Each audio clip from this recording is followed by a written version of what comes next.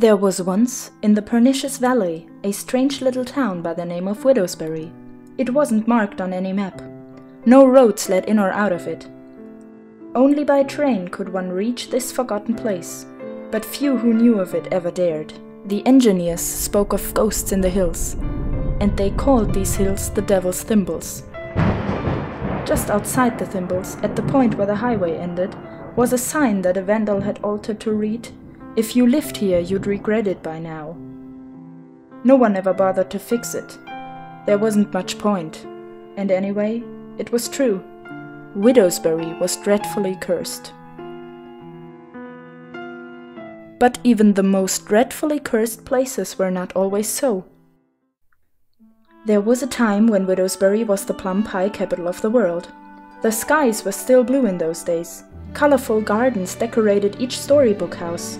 Laughter and music drifted from the square. City folk would come for the famous springtime parades and say, "What a delightful little town! Perhaps I'll retire here one day." But that was before the roads were sealed off. Before everything went wrong. They say it was a storm that ruined Widowsbury. Some say it wasn't a storm at all, but evil's kettle boiling over. And when it ripped through the town for 12 straight days, it tore open a gate through which escaped all sorts of foul, rotten things. There were such things as vampires. There were such things as ghosts. There were absolutely such things as mad scientists who reanimated the dead. The once perfect little haven became a beacon for everything bad in the world.